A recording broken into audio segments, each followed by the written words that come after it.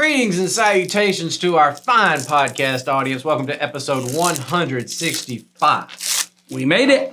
We made it with an accessory. If you are watching this on YouTube, you can see I got a big old tub of candy. Well, and if you're not, I'll give you a little ASMR right here. If you heard that noise, all that rattling around is that was not problems with the microphone. Nathan knows how much I love acronyms, so he used ASMR. Yeah, there you go.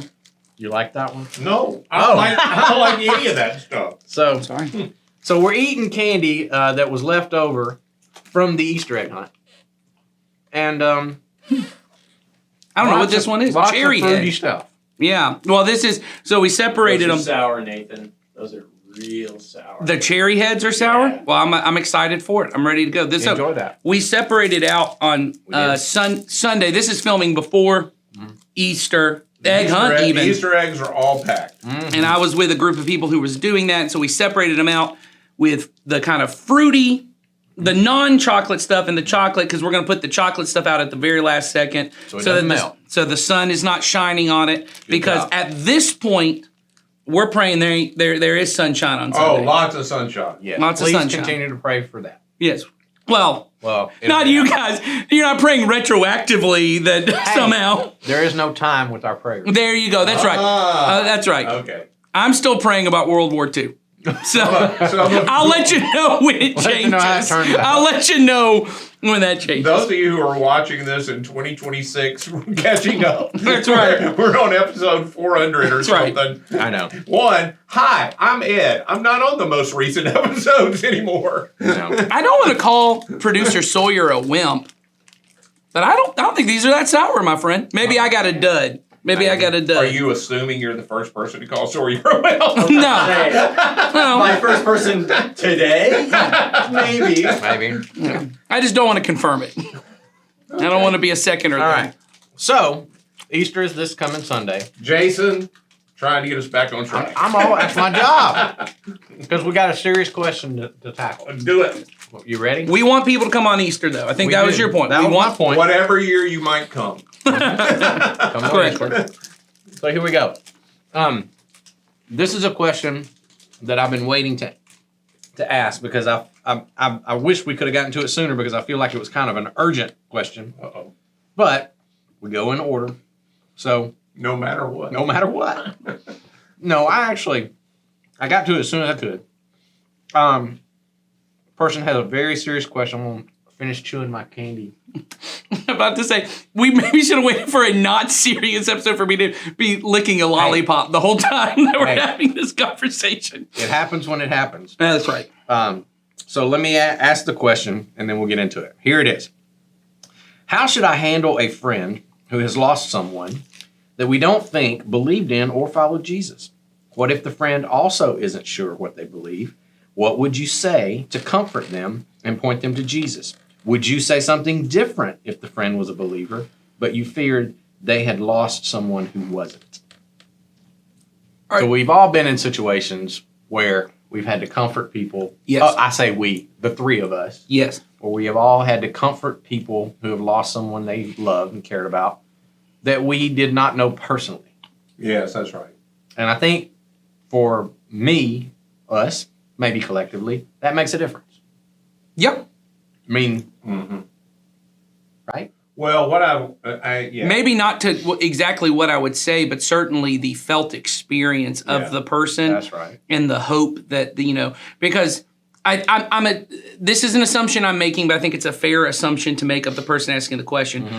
There is a difference when death to a believer is different than death to a non-believer, in that death, for us, there is hope on the other side. It's not the end. It is really a doorway into a different kind of life.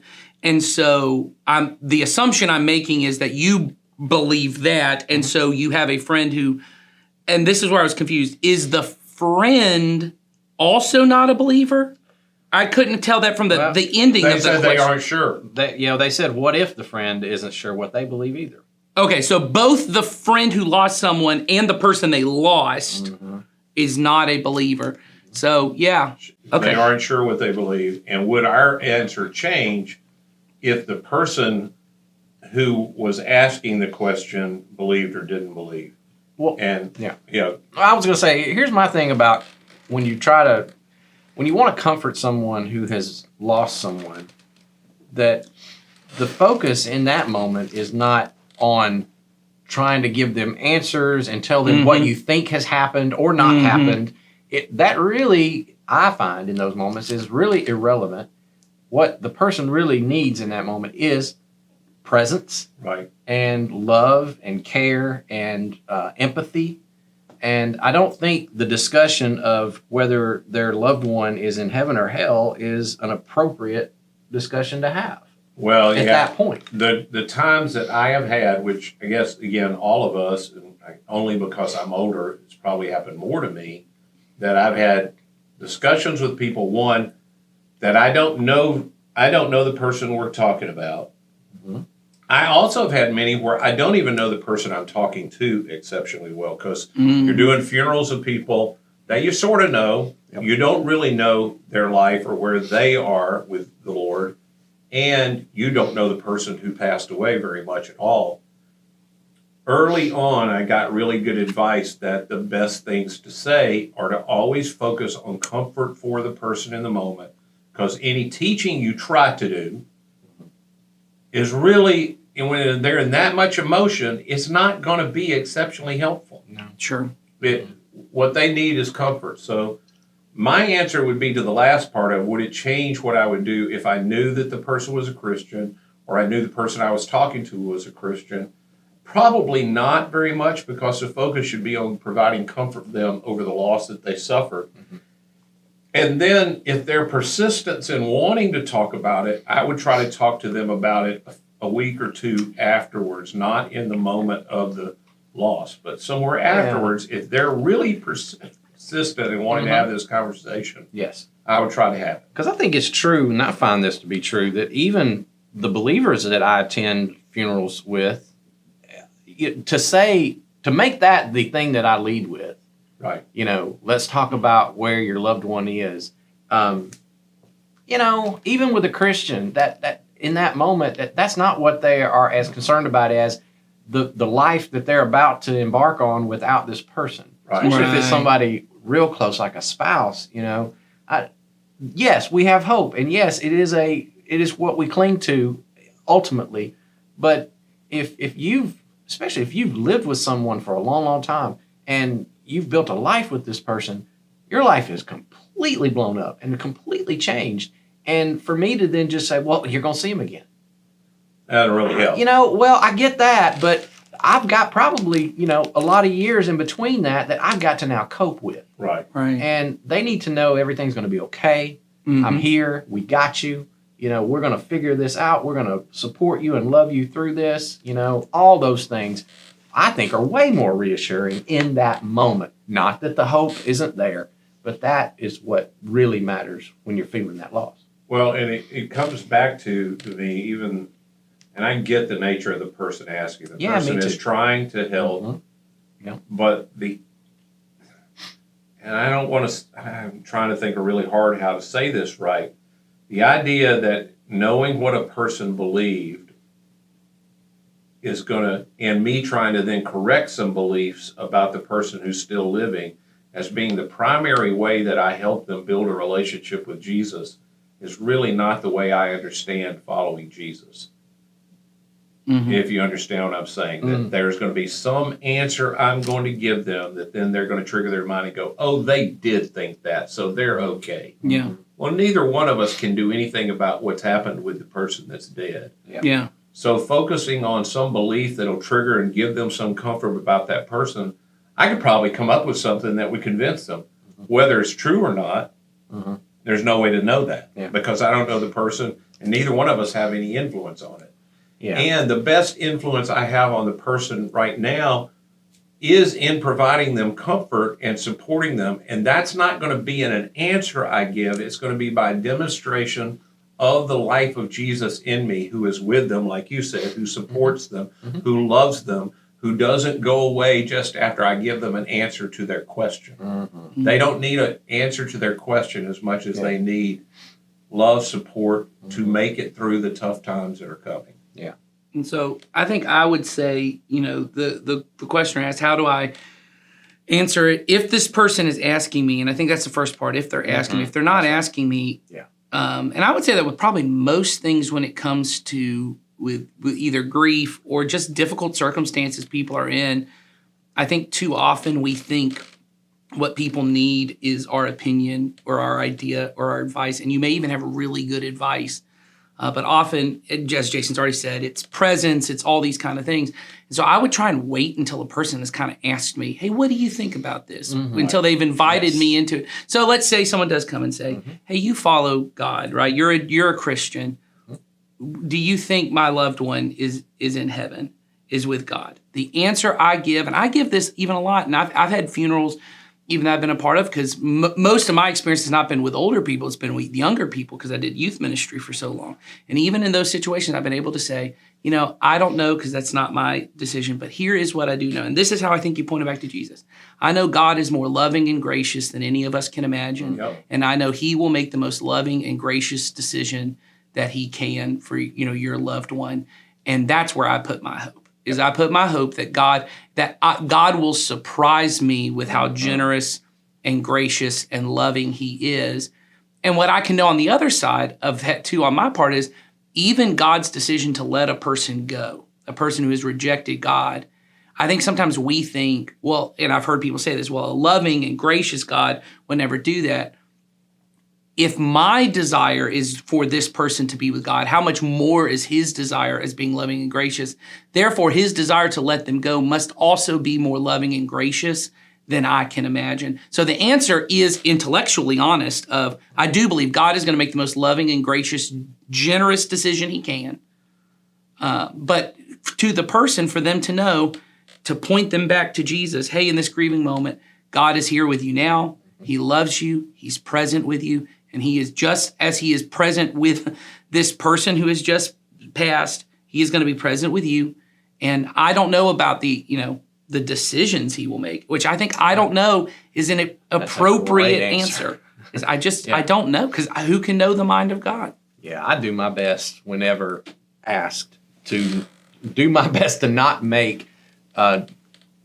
do not express opinions about the eternal destination of people. Right. Because I don't know. In the end, it's not about what I think or what I know. Even with people that I know their profession, Yeah. Mm-hmm. when someone asks me that, even about people I know pretty well, what I tend to talk about is what I knew about their life. Yes. Mhm. And I go, all indications I have from this, and this is this is a person that loves Jesus as much as I do. Mhm. And God is a loving, gracious, caring kind of God. I think what people, and I think often with people who really wonder about the honest truth is, when it comes to a funeral and people are asking me the question my experience has been, they're not really wondering if their family member followed Jesus. Mhm. They're pretty clear Yeah. they didn't follow Mhm. Jesus. That's when it's really necessary to say to them, what they're not wanting to hear you say is, well, we all know what they thought. Yeah. That's not helpful to anybody. Mm-mm. It's certainly not helpful to the person that's left alive. I do try to say what is the truth. Those aren't my decisions nor your decisions. That's between them and God. And God is like Nathan's already said, Mm-hmm. he is a really good, righteous, loving judge. Mm-hmm. I think that's a great point to make. What you guys are saying is, in those moments, we certainly don't need to stand in the place of God to try and defend him. Mm-hmm. We just represent who we know him to be, and leave it at that.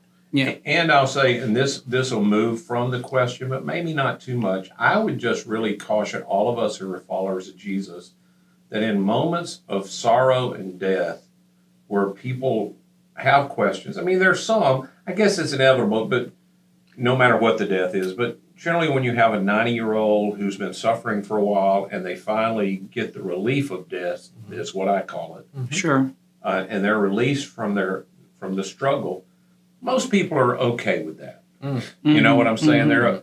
But when it's a situation where everybody's asking, even if you think the person was a Christian, like you just said, us coming in with doctrinal statements about what we know about the afterlife, Yeah. they aren't helpful. No. They just aren't helpful to people. They may reassure you in being able to say it to yourself, but just say it to yourself. And that's an important point you make is you need to check your motives and make Right. sure, because I think a lot of us, and I'm not saying this is a cut on anybody, but we walk into situations like that, and if we feel like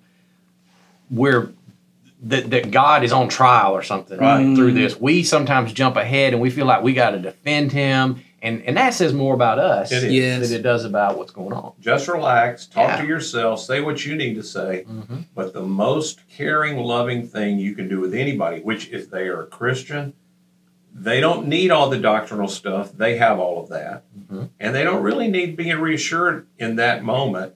You will know down the road if their faith is getting a little shaky and you need to prop it up and support them along the way.